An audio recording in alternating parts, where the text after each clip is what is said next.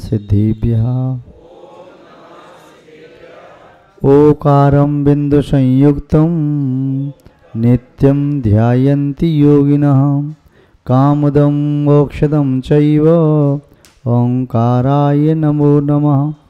अविरल शब्द घनौघ प्रक्षालित सकल भूतलमल कलंकाः मुनिविरूपाश्रित तीर्था सरस्वती हरतनो दुरितान् अज्ञानतिमिरान्धानां ज्ञानाञ्जनशलाकया चक्षुरुन्मीलितं येन तस्मै श्रीगुरवे नमः। श्री परम गुरवे नमः। श्री परम्पराचार्य गुरवे नमः। सकल कलश विध्वंसकं श्रियशां परिवर्धकं धर्म संबंधकं भव्य जीव मनः प्रतिबोधकारकं पाप प्रणाशकं पुण्य प्रकाशकं इदं शास्त्रं श्री इष्टोपदेशनामधेयम् अस्य मूलग्रंथकर्तारः श्री सर्वज्ञदेवः तदुत्तरग्रंथकर्तारः श्री गणधरदेवः प्रतिगणधरदेवः तेषां वचनानुसार मासाद्य श्री देवनंदी अपर्णां पूज्यपाद स्वामिना विरचितं श्रोतारः सावधानतया शृण्वन्तु वक्तारः सावधानतया पठन्तु। मंगलम भगवान वीरो मंगलम गौतमो गणी मंगलम कुंद कुंदाद्यो जैन धर्मोस्तु मंगलम सर्वमंगल मांगल्यम सर्वकल्याणकारकम प्रधानं सर्वधर्माणां जैनं जयतु शासनं जैनं जयतु शासनं जैनं जयतु शासनं। णमो अरिहन्ताणं णमो सिद्धाणं णमो आयर्याणं णमो वज्रायाणं णमो लोई सौशाहुडम। जवली त्रिकालवर्ती त्रैलोक पूज्य विश्वाराध्य पंच परमेष्ठी भगवान की अनंतानंत सिद्ध परमेष्ठी भगवान की दीवादिदेव विश्व प्रो श्री शांतनाथ भगवान की परम पूज्य आचार्य भगवान श्री पूज्यपाद स्वामी मुनि महाराज की परम पूज्य आचार्य गुरुदेव श्री विद्यानंद जी मुनि महाराज की अहिंसामय विश्व धर्म की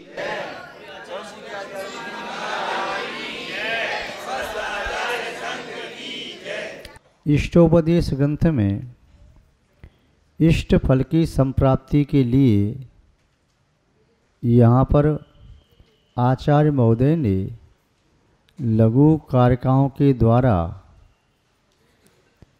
जिनागम के सार को, धर्म के सार को, प्राणी मात्र के कल्याण में समर्थ ऐसे सूत्र वाक्यों को यहाँ प्रस्तुत किया है। एक दो गाय भैंस आदि रहती थीं, उनका दूध होता था, दूध पर्याप्त से ज़्यादा होता था, घर के सदस्य न पी सके से ज़्यादा होता था। दूध को जमा करके दही बनाया जाता था, दही का सेवन करते, फिर दही को मट्ठा बनाते, उसमें से घी निकालते। मिट्टी की इतनी बड़ी मटकी होती थी, उसमें लकड़ी की एक मथानी,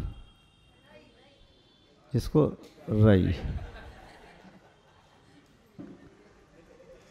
रई होती थी, उस रई में चार पाखुड़ी सी होती थी, एक लंबी लाठी डंडी सी होती थी और पुनः वह ऊपर से पतली सी नीचे से मोटी सी होती थी। उसके बीच में रस्सी लपेटते थे, 8-10 अंटे लगाई उसमें और पुनः उसके दोनों छोर हो गई। अब उस रई को नीचे से भी एक खंभे के सहारे से उसमें लोहे का कुंदा लगा करके या रस्सी से लेकर के उसको उधर खींचता था और एक ऊपर भी लगाते थे। तो दो कुंदों के बीच में वह रई उसे बंधी रहती थी। जो दो रस्सियाँ होती थी उन्हें आगे पकड़ के खींचा जाता था। एक रस्सी खींचो तो दूसरी लिपट जाती थी, दूसरी खींचो तो ये लिपट जाती थी। उस रस्सी के माध्यम से रई घूमती थी। क्या घूमती थी? रस्सी के अंटे इतने लगे हैं, 8 हैं तो 8 ही अंटे लगे हैं, 9वां नहीं लग रहा और 7 भी नहीं हो रहे। कोई अंटा उसका कम भी नहीं हो रहा, बढ़ भी नहीं रहा। रस्सी का कभी ये छोर लंबा हो जाता है, कभी ये छोर लंबा हो जाता है। रस्सी जितनी लिपटी है उतनी ही लिपटती है, उससे ज़्यादा भी नहीं कम भी नहीं। किंतु रई चाहे रस्सी को ज़्यादा यूँ खींच लो चाहे यूँ खींच लो, रई को तो घूमना पड़ेगा, क्योंकि रई उस रस्सी से बंधी हुई है। और उससे होता क्या है, रई के घुमाने से दही जो था वह दही छार छार हो जाता है, उसका अखंडपना टूट जाता है और उसमें से फिर फूटता जाता है। उसमें फिर पानी भी डालो गरम गरम, फिर और फूटता जाता है। तो दही तो रहता नहीं, फिर वो मही बन जाता है। उसमें जो सारभूत अवस्था है, वो सारभूत अवस्था घी नेनु वो उसमें ऊपर आने लगता है। बार बार मंथन करो, बार मंथन करो तो आने लगता है। तो उस नेनु को, मक्खन को भी गर्म करके शुद्ध घी बनाया जाता है। ऐसे ही यहाँ उदाहरण दे रही हैं कि रई की तरह से हमारी आत्मा है, जो आत्मा संसार में परिभ्रमण करती है। इस आत्मा को राग द्वेष रूपी रस्सी बांधे हुए है। एक छोर राग का है, दूसरा छोर द्वेष का है। कभी राग बढ़ जाता है चेतना में तो कभी द्वेष बढ़ जाता है। दोनों ही खतरनाक हैं, दोनों के माध्यम से ही वह रई घूमती है, अर्थात आत्मा परिभ्रमण करती है। राग से कर्म बंद किया, कभी द्वेष से कर्म बंद किया। राग द्वेष की रस्सी न हो तो आत्मा कर्मों का बंध नहीं करे। जब तक राग द्वेष हैं तब तक संसार है। राग द्वेष गए, वीतराग दशा की प्राप्ति हो गई, यदि 12वें गुणस्थान में पहुंच गई तो ये जीव फिर संसार में भ्रमण नहीं करता। 12वें से अंतर्मूर्त में 13वें में पहुँच गया, केवली बन गया। वहाँ पर जितने काल तक रहेगा अपनी आयु के लगभग अंत समय तक, एक अंतर्मूर्त कम, फिर 14वें गुणस्थान में पहुँचा और फिर मोक्ष को प्राप्त कर लेता है। तो यहाँ बताया कि जीव परिभ्रमण क्यों करता है, राग या द्वेष के कारण। राग द्वेष की रस्सी या तो बंधी रहती है, तब तक वह 8 अंटे लगी रहती हैं। 8 अंटे मीन्स 8 कर्म। वो 8 कर्मों से रई रूपी आत्मा बंधी है। तो उनमें क्या होता है, भी 8 अंटे जो कि त्यों रहती हैं, किंतु कभी ये रस्सी लंबी, कभी राग की प्रवृत्ति होती है।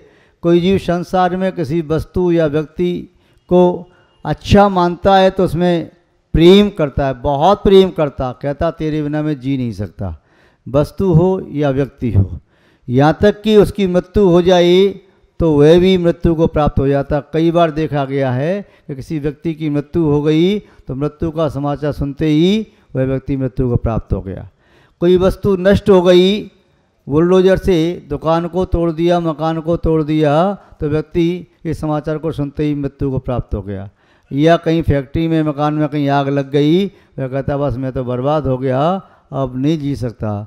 उसके नष्ट होते ही हो सकता है उसने अपनी फैक्ट्री वगैरह कर्ज लेके लगाई हो, मकान बनाया कर्ज लेकर के, अब जल गया, स्वाह हो गया, अब मैं कहाँ से चुकाऊँगा, कैसे चुकाऊँगा।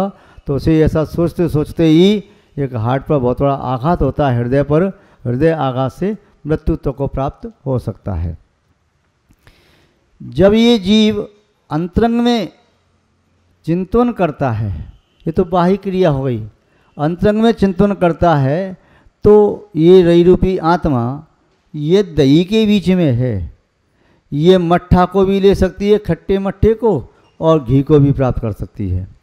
ये घूमती हुई कभी खट्टे मट्ठे को यानी संसार के दुखों को प्राप्त करती है, और घूमती ये चोट तो खाती रहती है। और कभी ये जीव अपने ही कर्म के माध्यम से संसार की सुखभूत अवस्था घृत के समान, नेनु के समान उस अवस्था को भी प्राप्त करता है। तो संसार में जीव कभी स्वर्ग भी जाता है, कभी नरक भी जाता है, कभी त्रंश गति में भी जाता है, कभी मनुष्य गति में भी जाता है, कभी उच्च कुल में पैदा होता है, कभी नीच कुल में पैदा होता है, कभी बुद्धिमान होता है तो कभी मूर्ख होता है, कभी सुंदर होता है, कभी असुंदर होता है, कभी यश ख्याति प्रतिष्ठा से युक्त होता है तो कभी बदनामियों को सहन करता है, कभी इसके अच्छे साथी बहुत होते हैं तो कभी कोई साथ देने वाला नहीं होता है। ये संसार की दशा है, संसार में से प्राप्त करता है। तो कभी सुख समान वह नैनो नवनीत को प्राप्त करता है मक्खन को, तो कभी खट्टी छाछ को प्राप्त करता है। किंतु वह मक्खन है वह एक समय ऐसा आ जाता है उसे छोड़ करके इधर आ जाता है, ऊपर आ जाता है। तो ये जीव भी ऊपर की दशा में जाता है, स्वर्ग आदि में जाता है। फिर क्रम क्रम से उस मक्खन को भी बाद में तपा लिया जाए तो शुद्ध घी बन जाता है। शुद्ध घी अब दूध में मिक्स नहीं होता, मट्ठा में मिक्स नहीं होता, ऊपर से डाल दो तो ऊपर सवार रहता है। जैसे सिद्ध परमेष्ठी 3 लोक के ऊपर जाकर के विराजमान हो गए। जब तक अनंत थे तब तक तो सामान्य भूमि से 5000 धनुषों से पहुँच गए थे, किंतु सिद्ध हो गए तो लोक के अग्रभाग पर पहुँच गए। जब तक उस दही में से मक्खन निकाला था वह मक्खन मट्ठा में, छाछ में अभी थोड़ा डूबा हुआ भी है और अपने अस्तित्व का बोध भी करा रहा है।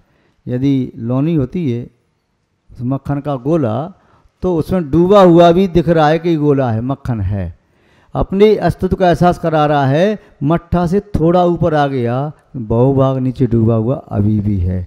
अनंत अवस्था में संसार में हैं, किंतु संसार में रहते हुए भी वे नो संसारी कहलाते हैं, किंचित संसारी कहलाते हैं, जीवन मुक्त परमात्मा कहलाते हैं।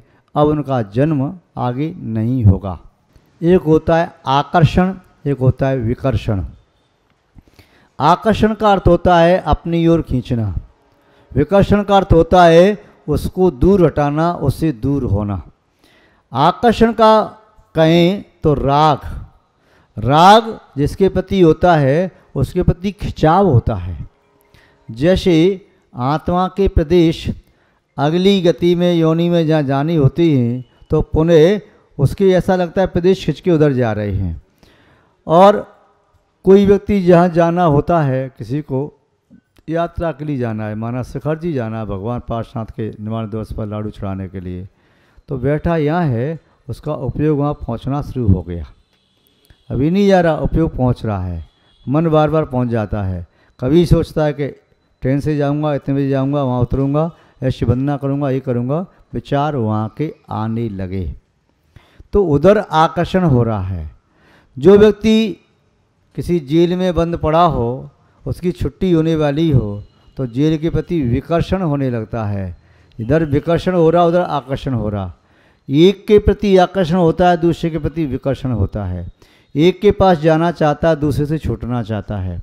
तो राग वह खींचने वाला है, द्वेष वह हटाने वाला है, उस व्यक्ति से वस्तु से दूर करने वाला है। नहीं, उसके पास नहीं जाना, उससे बातचीत नहीं करनी, उस वस्तु को छूना ही नहीं है, उसको फेंक दो, अलग कर दो।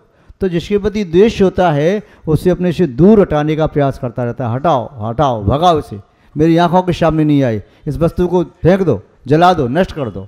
तो जिसके प्रति द्वेष है, विकर्षण है, तो उसके प्रति अलगाव होता जाएगा, उससे दूरी बनाने की कोशिश करेगा। और जिसके प्रति राग है तो उसके प्रति और तीव्र आसक्ति उसके पास पहुँचेगा, पास पहुँच के उसके पास में बैठने का प्रयास करेगा और समीप बैठेगा और उसे अपने से स्पर्श करेगा, उसे अपने से चिपकाने का, आलिंगन करने का प्रयास करेगा। उसका बस नहीं चलता, नहीं तो वो उस पुद्गल को अपने अंदर संभाले। वो चलता नहीं है क्योंकि वह पुद्गल का शरीर है या कोई वस्तु है तो वस्तु के अंदर समाना चाहता है। जैसे छोटा बालक जब घुटनों पर चलता हुआ खेलता है, कोई वस्तु उसे दे दो, खिलौना आदि कोई वस्तु आती है, उसे अच्छी लगे तो उस वस्तु को सीधा मुंह में डालने की कोशिश करता है, कस के हाथ में पकड़ लेता है, छोड़ता नहीं, मुंह में डालता है। और जो बुरी लगती है जो खिलौनों से नहीं चाहिए, दूसरा वाला चाहिए, वो दे दो तो लेकर तुरंत फेंकता है उसे। जो अच्छा नहीं लग रहा है उसे फेंक देगा, और जो अच्छा लग रहा है उसे पकड़ लेगा, उसकी ओर ही जाएगा। ऐसे ही बड़ी व्यक्ति हो गए, हम बड़े बच्चे हैं, छोटा बच्चा वैसा करता है इसलिए उसकी बात समझ में आती है। अब बड़ी हो गई आपको अपनी गलती समझ में नहीं आ रही, जैसे छोटे बच्चों को नहीं आती है। किंतु जब संत महाराज को समझाते हैं तो समझ में आता है, अब प्रवृत्ति तो ऐसी ही है। छोटा बालक समझ जाए ये पैसा है, धन है, तो पकड़ लेता है। किंतु बड़ा बालक वह बच्चों जैसे कार्य तो नहीं करता। पैसे के प्रति आसक्ति नहीं, अब नोटों के प्रति आसक्ति हो गई।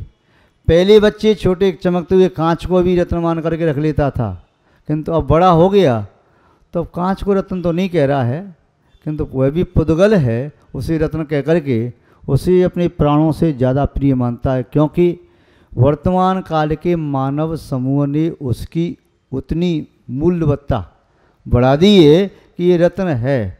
आज हो सकता है जिसका मूल्य बहुत ज़्यादा हो, कल उसे लोग जानते ही नहीं थे और लोग उसे फेंक देते थे, ज़मीन पर पड़ी हुई चीज़ थी। हो सकता है कल किसी और चीज़ की वैल्यू ज़्यादा थी, आज उसकी वैल्यू नहीं है।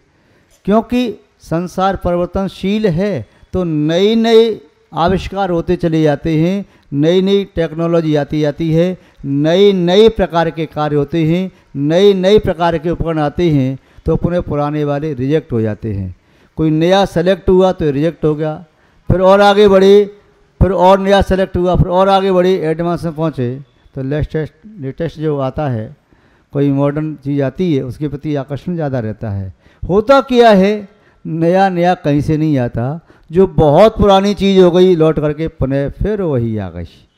पहले व्यक्ति जंगलों में रहता था, फिर जंगलों के प्रति विकर्षण हुआ, महल मकान बनाना शुरू हुआ, व्यक्ति फिर उसके प्रति और अच्छे बनाए और अच्छे बनाए और अच्छे बनाए, रत्नों के बना लिए, उसके प्रति विकर्षण हो गया, फिर जंगल में भागने लगा। पहले गांव में रहा, फिर शहर में गया, शहर से महानगर में गया, उससे फिर विकर्षण हुआ, अब फार्म हाउस बनाओ, बस्ती से दूर जंगल में कहीं अलग बनाओ, नदी किनारे पर्वत की चोटी पर, वहाँ फार्म हाउस बनाओ, वहाँ शांति से रहेंगे। फिर वहाँ से उब जाएगा तो फिर यहाँ पर आएगा। बस ये क्रम चलता रहता है। जैसे किसी साइकिल का एक पहिया है, वह साइकिल का पहिया, उसमें 10 या 12 प्रकार के कलर हैं, हर 3-3, 4-4 इंची की दूरी पर वह कलर कर दिया है। वह चलेगा तो कभी कलर लाल पीला नीला क्रम से वही आते रहेंगे, और नए कहाँ से आएंगे। संसार में जो दशाएं हैं, अनादिकाल जितनी दशाएं वही चलती रहती हैं। अब जैसे आप अपनी देखो, पहले आप छोटे जो इसके पेंट थे, छोटी मोहरी के पेंट, वो पहनने लगे। फिर एक समय आया बेल बॉटम, वह लंबी मोहरी के पहनने लगे। फिर समय आया थोड़ा टाइट चुस्त, अब जीन्स आ गई। अब जीन्स में भी अब पहले का नाम नीले, फिर काले, फिर धारी वाले सफ़ेद वाले, उसमें भी थोड़ा कट लगाओ, फटा नहीं है उसे फाड़ो, उसके बाद में उसको फूल लगाओ, उसके बाद इधर से फाड़ो उधर से फाड़ो। अब उसको ये फैशन आ गई। किंतु व्यक्ति को जब उसके पास बिना परिश्रम का पैसा आता है तो वस्तु का दुरुपयोग करके उसका सेवन करता है। वह नहीं समझता कि फटे हुए कपड़े पहनने से क्या होता है। फटे हुए कपड़े पहनने से दरिद्रता आती है, फटे हुए कपड़े पहनने से मन फट जाता है। तुम्हारा किसी के साथ प्रेम भाव होगा, आज नहीं तो कल तुम्हारा मन उसे फट जाएगा, प्रीति टूट जाएगी। आज तुम्हारा 4 दिन का शौक़ है, जो जीन्स पहनते हैं, फटी हुई जीन्स पहनते हैं, जो एक दूसरे को चाहते हैं, लव मैरिज जिन्होंने की, उनके संबंध बिगड़ जाते हैं और फिर वो डिवोर्स कर लेते हैं। क्यों?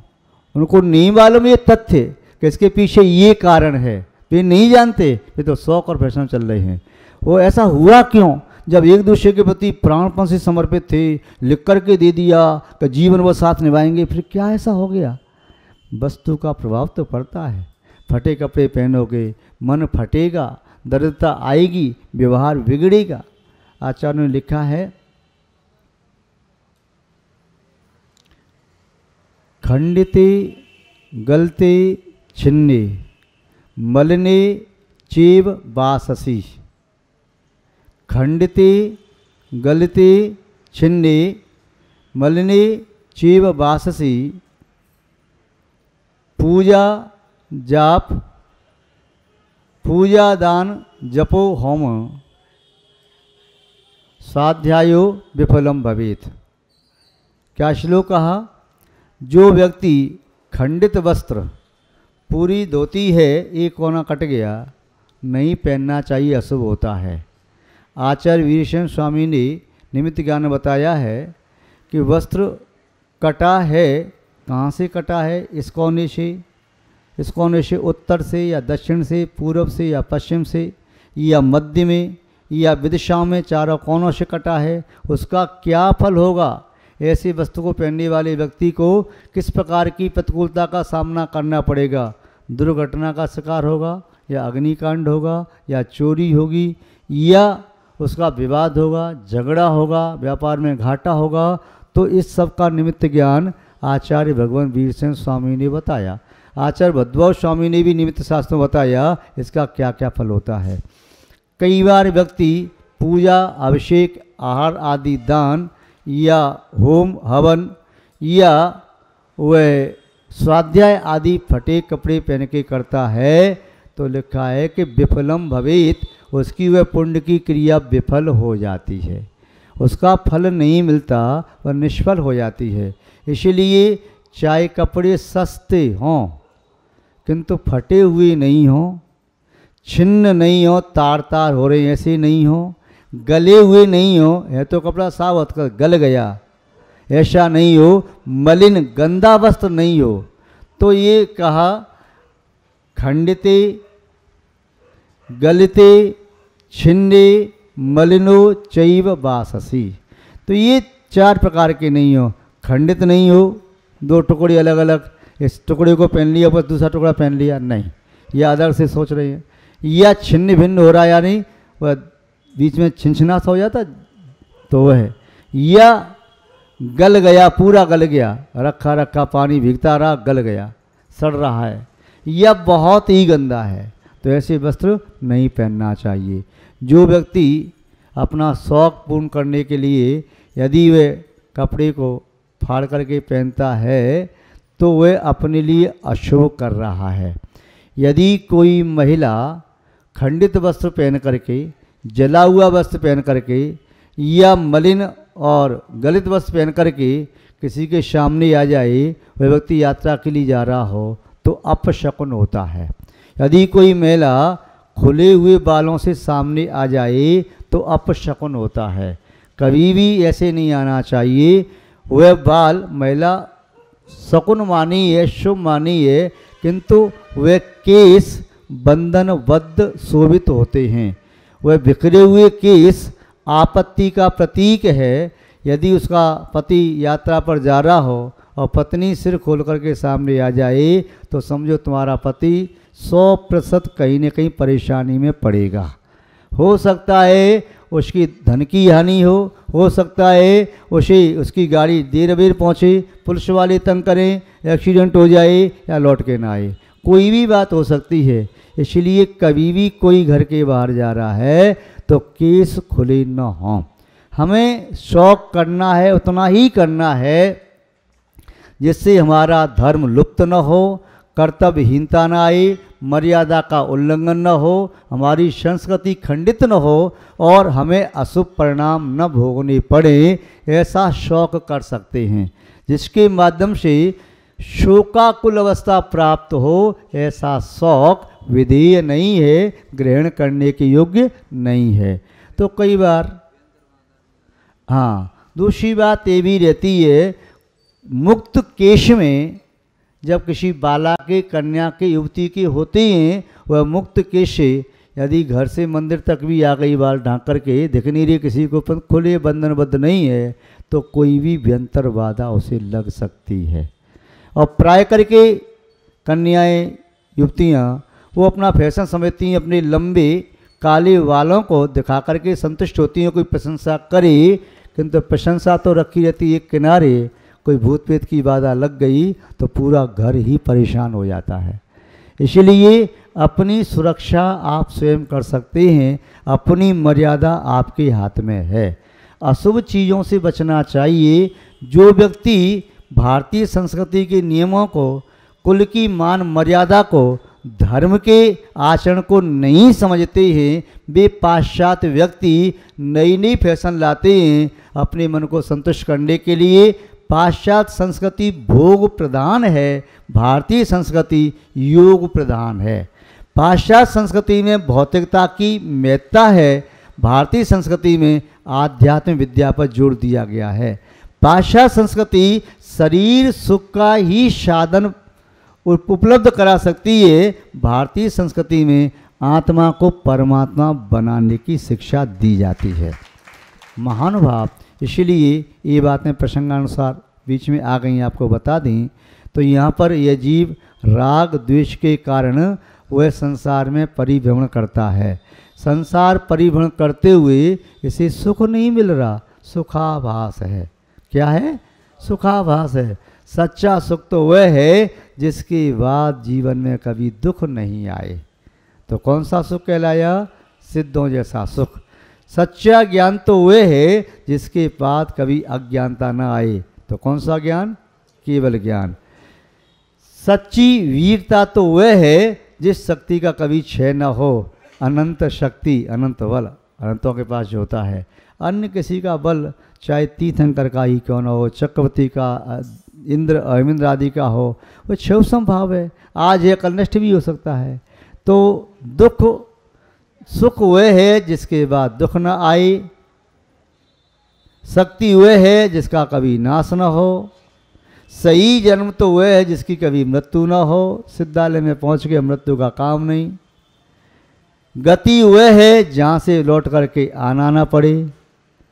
मुक्ति वह है जिसे कोई द्वारा बंधन में बांध न सके। अपना वैभव वह है जिसे कोई छीन ना सके। इस प्रकार की प्रवृत्ति ही वास्तव में सुखद प्रवृत्तियाँ कहलाती हैं। तो यहाँ पर श्लोक में देखा, यह जीव संसार में क्यों भ्रमण कर रहा है? अज्ञानात्। किससे? यदि जीवन में सम्यक ज्ञान है, विवेक है, बुद्धि है, तो व्यक्ति वह गलत काम नहीं करेगा। अज्ञान का पर्दा पड़ जाता है, मोह के आवेश में गलती करता है। जिस व्यक्ति को मालूम है ये जहर है, फिर व्यक्ति जहर को खाएगा क्या?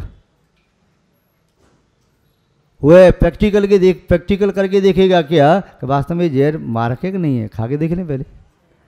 ऐसा करेगा क्या? परीक्षा भी उसकी करता है जिसकी परीक्षा कर सकता है।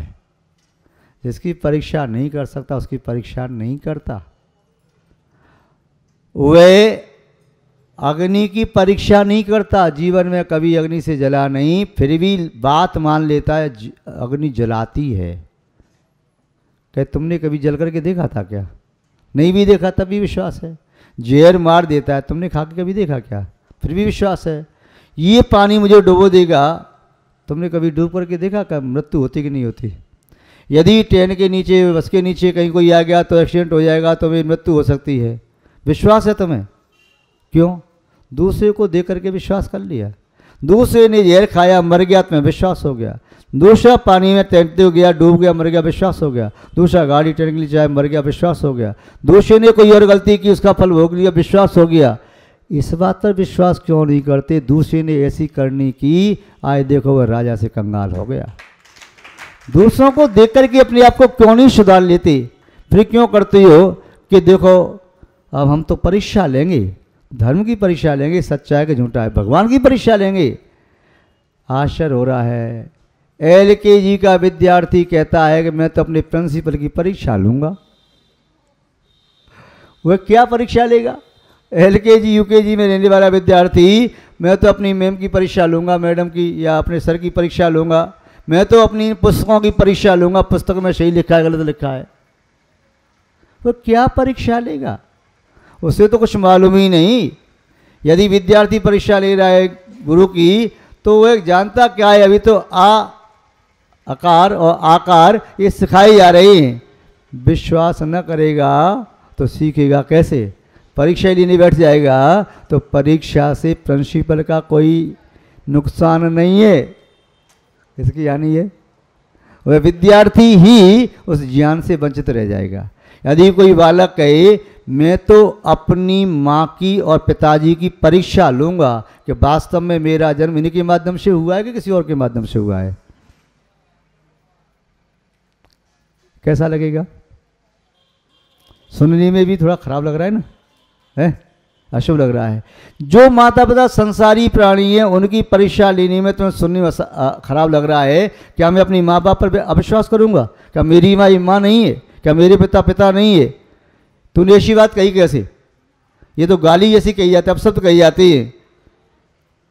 जब माता पिता की परीक्षा की बात तुम सुनते हो तुम्हारा खून खौल जाता है। ऐसे सब सुन नहीं सकते। फिर तुम कहते हो गुरु की परीक्षा लूँगा। कौन होते परीक्षा लेने वाले? तुम भगवान की परीक्षा लूँगा। कौन होते परीक्षा लेने वाले? जिनवाणी की परीक्षा लूँगा। आचार्यों ने लिखा है, सही लिखा गलत लिखा। तुम कितने बड़े केवली होगे भाई?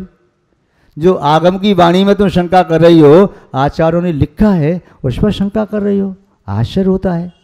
क्या कर रही? अपने पतन का मार्ग प्रारंभ कर रहे, दुखों की गर्त में स्वयं जा रही हो। तुम कुछ नहीं कर रहे। हो सकता है कुछ शब्दों का संग्रह मस्तिष्क में कर करके तुम्हारी बुद्धि भ्रष्ट हो रही है, इसलिए तुम्हारा पतन का मार्ग प्रारंभ होने वाला है। तो हमें परीक्षा किसकी लेनी है? एक श्लोक दिया, कुंद कुंद स्वामी ने भी कहा है, सोमदेव आचार्य ने कहा, कई आचार्य ने कहा, भुक्ति मात प्रदाने तो का परीक्षा तपस्ना ते संतो विसंतो व ग्रही दानी न सोवते। अरे एक बार भोजन दे रहा है 24 घंटे में, एक बार भोजन दे रहा है, वो भी मांग नहीं रहे। ये नहीं कह रहे मेरे लिए ये बना, मिठाई बना, नमकीन बना, ये रस बना, ये चीज़ बना, ये चीज़ बना। वो चुपचाप आते हैं, खड़े होकर के हाथ में लेके जाते हैं। तुम सोने के बर्तन में खिला, चांदी के बर्तन में खिला, रत्नों के में खिला। भुक्ति मात एक बार भोजन मातु दे रहा है, भुक्ति मात प्रदान हेतु का परीक्षा तपस्ना। उनकी क्या परीक्षा लेगा? तू लॉन्च कर रही है, पैदल विहार कर रही है, एक बार आहार ले रही है, गर्मी सर्दी बरसात का अनुभव कर रही है, अंतराय का पालन कर रही है, इंद्रियों का दमन किया है, अपने 6 आवश्यक कर्तव्यों में संलग्न है। तू क्या परीक्षा लेगा? बस तेरा कर्तव्य तो ये है, भुक्ति मात प्रदान हेतु। तू तो जब आहार के लिए आए तो भोजन दे, आहार करा, नगर में आए सम्मान कर, जाए तो विहार करा, ठहरे तो ठहरने की व्यवस्था कर दे। आगते स्वागतम कुर्यात गच्छन्तम न निवारयेत तिष्ठेत कारयेत भिक्षा ऐसा रीति सनातना। आए तो स्वागत करो। जैसे तुम्हारे घर में कोई तुम्हारा मेहमान आता है तो कम से कम घर के बाहर तो अगवानी करने पहुंच ही जाते हैं। जो साधु की अगवानी करता है स्वर्ग में देव उस व्यक्ति की अगवानी करते हैं। जो भगवान की रथ यात्रा में चलता है उसके पीछे पीछे सैकड़ों हजारों लाखों व्यक्तियों का काफिला चलता है। जो साधु के विहार में चलता है वह मुखिया बनता है, उसके पीछे उसके फॉलोअर्स चलते हैं। जो एक बार भी भोजन देता है, किसी भी सामान्य धर्मात्मा को भी देता है, उसे कम से कम 1 करोड़ बार भोजन मिलेगा। सामान्य धर्मात्मा को दिया है तो, व्रती को दिया है असंख्यात बार मिल सकता है और अमृत के समान भोजन मिलेगा। और किसी महाव्रती को दिया है उसे अनंत काल तक शाश्वत सुख प्राप्त होगा। ये बिल्कुल निश्चित कर लो। यदि उसे श्रद्धा से दिया है, एक बार भी दिया है, 24 तीर्थंकर में से कोई ऐसे तीर्थंकर नहीं है जिन्होंने पूर्व में किसी साधु को आहार नहीं दिया हो। चाहे कोई भी तीर्थंकर आदना से लेकर के महावीर स्वामी तक कहीं ना कहीं या तो आहार दिया है या आहार आदि दान की अनुमोदना की है, इससे वो इतने महान तीर्थंकर जैसे पद को प्राप्त कर लिया। तो महानुभाव यहाँ पर कहा कि ये जीव अज्ञान के कारण ही भगवान की मूर्ति प्रतिष्ठा हो गई। अब कह रहे मूर्ति ठीक नहीं है, वह अपनी विद्वत्ता दिखाना चाहता है। ये कमेटी ने काम ठीक नहीं कराया, ये वेदी ठीक नहीं है, ये शिखर ठीक नहीं है, छत ठीक नहीं है। वो सोच रहा है कि मैं अपनी विद्वत्ता दिखाना चाह रहा हूँ, विद्वत्ता झाड़ रहा हूँ, ये नहीं जान रहा एक एक शब्द नेगेटिव बोलते में हो सकता है एक एक सागर तक भोगे जाने वाले पाप का बंद कर रहा है। 70 कोड़ा कोड़ी होते में एक सागर ही कह रहा। एक अंतर्मूर्त के लिए देव शास्त्र गुरु की कई अभिनय हो गई अज्ञानता के कारण। एक अंतर्मूर्त में ज्ञानचंद जी आप तो साध्य करते हैं, एक अंतर्मूर्त में 70 कोड़ा कोड़ी सागर तक भोगे जाने वाले पाप का आशप किया जा सकता है। 40 कोड़ा कोड़ी सागर तक, 20 कोड़ा कोड़ी सागर तक, 30 कोड़ा कोड़ी सागर तक, इतने काल तक भोगे जाने वाले कर्म का आसव सिर्फ और सिर्फ एक अंतर मुहूर्त में, 48 मिनट का पूरा मुहूर्त होता है, पलक झपकने में कई मुहूर्त होते हैं, तो ये जगन मुहूर्त, तो उतने जगन मुहूर्त में बड़ा भी ले लो तो उतने बड़े मुहूर्त में इतने बड़े पाप का आसव किया जा सकता है। जो व्यक्ति नरक आयु का बंद करते हैं उन्हें सालों नहीं लगते बंद करने में, अंतर मुहूर्त में नरक आयु का बंद होता है, अंतर मुहूर्त में स्वर्ग की आयु का बंद होता है, अंतर मुहूर्त में भी भोग भूमि की आयु का बंद होता है, या कर्म भूमि की, त्रिंच की या मनुष्य की कोई भी आयु बनती है, सालों में नहीं अंतर मुहूर्त में बनती है। किंतु उस अंतर मुहूर्त को प्राप्त करने के लिए प्रैक्टिस पूरी जिंदगी भर करनी पड़ती है। देवों का आयु बंद होता है अंतिम 6 महीने में, नारकी का आयु बंद होता है अंतिम 6 महीने में, भोग भूमि के जीव का आयु बंद होता है अंतिम 9 महीने में, किंतु कर्म भूमि के त्रिंच और मनुष्य का आयु का बंद होता है पूरे जीवन काल के त्रभाग में। 8 अपकर्ष काल आते हैं, उसमें आयु का बंद होता है। इसीलिए कर्म भूमि के त्रिंच और मनुष्य को हमेशा सावधान रहना बहुत आवश्यक है, परम आवश्यक है। जैसे कोई व्यक्ति इंटरव्यू देने गया, IAS के लिए, IPS के, IRS के लिए, या और भी किसी के लिए इंटरव्यू देने गया, इंटरव्यू का टाइम उसके लिए मिला 1 घंटे, 1.5 घंटे, 2 घंटे, मैक्सिमम 3 घंटे, इससे ज़्यादा नहीं होगा। इस 3 घंटे के काल में वह पास भी हो सकता है, फेल भी हो सकता है। किंतु 3 घंटे में इंटरव्यू देगा, उसके लिए तैयारी कितनी करनी पड़ती है? 3-3 साल तैयारी करता है। वह जनरल पुस्तक पढ़ रहा है, पुस्तकों से पढ़ रहा है, अच्छे व्यक्तियों से संगति कर रहा है, जो IAS में सफल हो गए उनके पास जा रहा है और अपने मित्रों से मिल रहा है, सब जगह शिकार बटोर रहा है, अपनी बुद्धि का प्रयोग भी कर रहा है उस 3 घंटे के लिए। तो ऐसे ही हमें भी उस शुभ आयु का बंद करने के लिए पूरे जीवन भर पढ़ाई करनी पड़ती है, अध्ययन करना पड़ता है। विद्यार्थी कक्षा में शांति से बैठे तब वह परीक्षा अच्छे नंबर ला सकता है। वह सोचे परीक्षा थोड़ी हो रही है तो कक्षा उदम बचाओ, मैडम नोट कर लेंगी नंबर उसका और उसके नंबर कम कर देंगी, क्योंकि शांति से बैठने के भी कुछ नंबर दिए जाते हैं। शिष्टाचार और सदाचार के भी नंबर होते हैं, केवल लिखाई और पढ़ाई की शब्दों के नंबर नहीं, उसके आदर्श जीवन के भी नंबर दिए जाते हैं। और यहाँ धर्म के क्षेत्र में तो पूरे नंबर इसी के दिए जाते हैं। महानुभाव, तो यहाँ बताया अज्ञानात् सुचिरम जीव असौ, असौ माने ये जीव अज्ञान के कारण, सुचिर माने बहुत लंबे काल तक, बहुत दीर्घ काल तक संसार अब्दौ भ्रमति, संसार सागर में परिभ्रमण करता है। जैसे कोई वस्तु सागर में गिर गई, उसका पुनः निकलना बड़ा मुश्किल है। यहाँ से वहाँ पानी की लहर से इधर से उधर जा रही है, इधर से इधर जा रही है, परंतु किनारे के ऊपर उछल करके आना बड़ा कठिन है। ऐसे ही ये जीव उछल करके यहाँ से इधर जा रहा, इधर से इधर जा रहा, किंतु संसार सागर के पार सिद्धालय में जाना बड़ा कठिन है। आचार्य वट्टकेर स्वामी द्वारा रचित मूलाचार्य, जिसकी टीका आचार्य सिद्धांत चक्रवर्ती वसुनंदी महाराज ने लिखी है, उसमें एक उदाहरण दिया। वसुनंदी महाराज 1000 साल पहले और हुए। वसुनंदी साहबाचार्य लिखा, बड़े विद्वान आचार्य रहे, साधक रहे। उन्होंने टीका में क्या लिखा है, दुर्लभता के बारे में। आप जुआ जानते हो?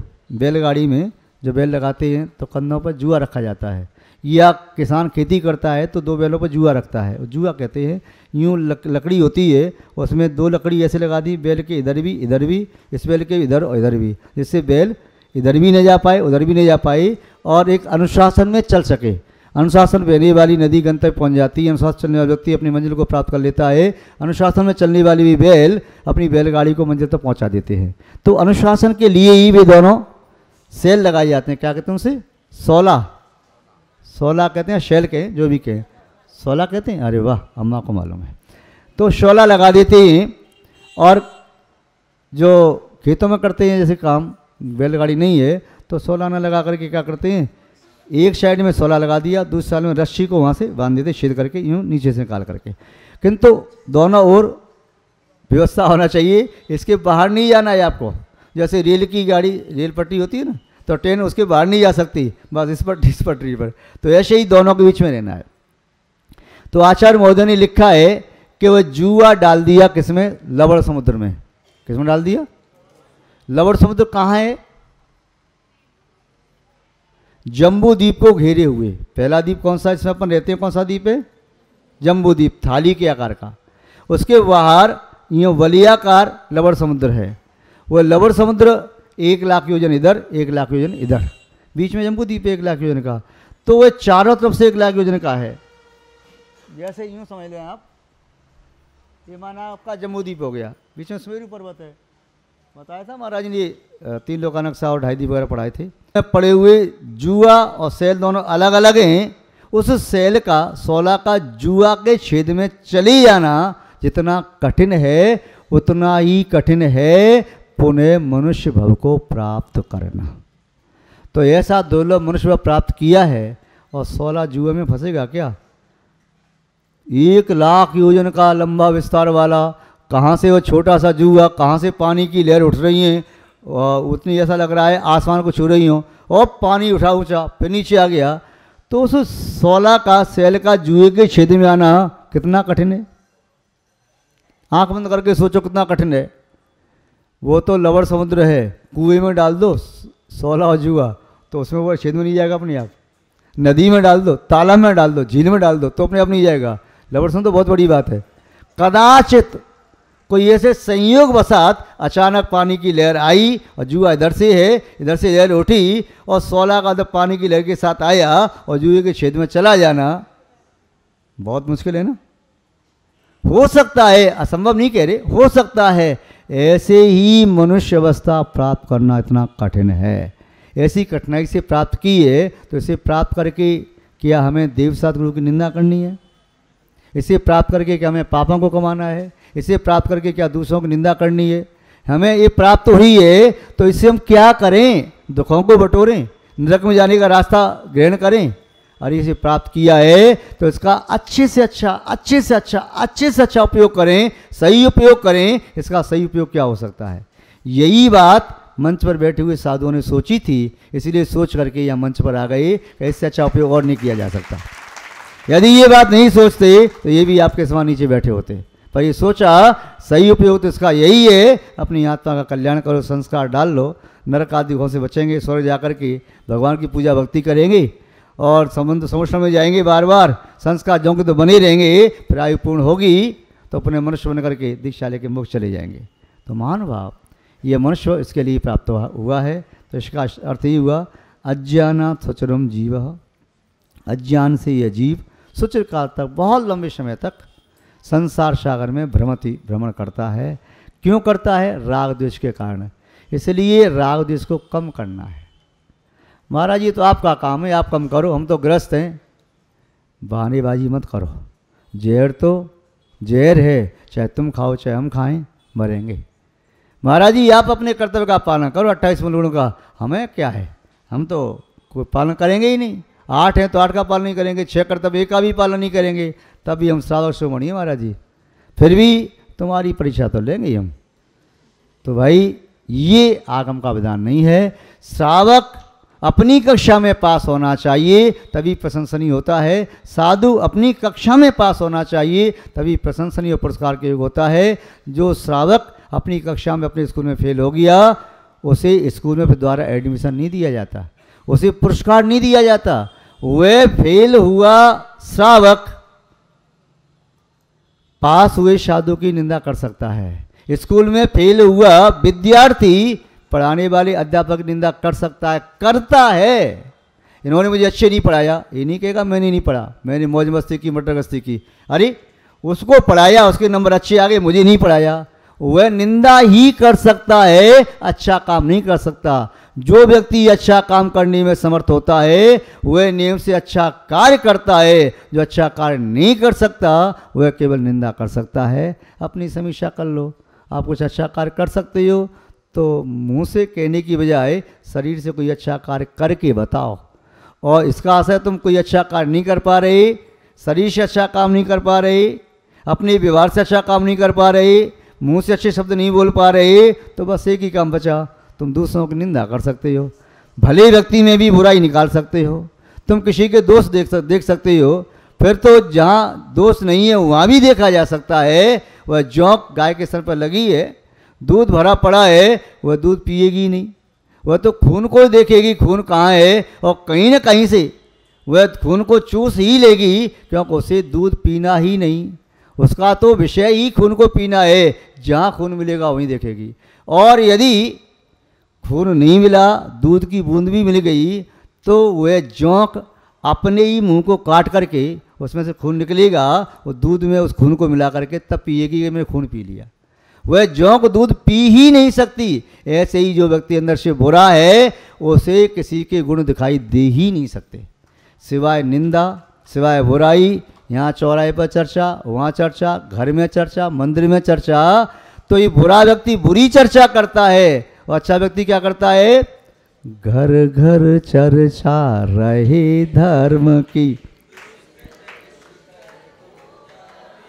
भला व्यक्ति घर घर चर्चा करता है, लोग चर्चा करें घर घर में, अरे महाराज जी जब से आए हैं तब से तो ऐसा लग रहा है मेला सा लगा है, ऐसा लग रहा है कि साक्षात भगवान का समोषण आ गया। सुबह से लेकर के लगता है जल्दी चलो जल्दी चलो, जिन शासन पहुंचना है, अभिषेक करेंगे, शानदारा करेंगे, पूजा करेंगे, विधान करेंगे, उपदेश सुनेंगे महाराज जी की, क्लास में बैठेंगे, फिर दोपहर में अपने काम को देखा, शाम को फिर चलो महाराज के पास। तो ऐसा लग रहा है। और किसी व्यक्ति को लग रहा है अभी तो लगभग 1.5 महीना हुआ, 3.5 महीने और झेलने पड़ेंगे, अभी तो झेलने पड़ेंगे। अब कब जाएंगे? कहीं बाहर बिहार नहीं करेंगे, दूसरी को नहीं चले जाएं तो कोई उल्टी गिनती भी करना होगा। संसार में सब प्रकार के लोग हो सकते हैं। जो आयो जी काम को उसी और न होई, जिसको पाप कमाना है भगवान की मूर्ति को देख के पाप भी कमा सकता है, और जिसे पुण्य कमाना है भगवान की कल्पना मन में करके पुण्य भी कमा सकता है। तो महानुभाव, यहाँ कहा अज्ञान से जीव ही संसार में परिभ्रमण करता है, ज्ञानी जीव नहीं करता। जिस बात का तुम्हें ज्ञान हो जाता है उस पाप को करने से तुम्हारी आत्मा तुम्हें रोकती है। सही बता ना? कोई भी पाप है जब समझती हो तो आत्मा रोकती है ये काम नहीं करना। चाहे आत्मा की आवाज़ सुनो या न सुनो, तुम रुको या न रुको अलग बात है, किंतु आत्मा रोकती जरूर है। प्रत्येक आत्मा में न्याय की तराजू है। जब भी हम अन्याय करते हैं न्याय की सी बजती है कि नहीं ऐसा नहीं करना है। उस आत्मा की आवाज़ को ब्रिले व्यक्ति सुनते हैं, जो सुनते हैं वे अनंत दुखों से बच जाते हैं, जो नहीं सुनते हैं वे दुखों के गर्त में चले जाते हैं। तो आपकी वाचना को यहीं विराम देते हैं।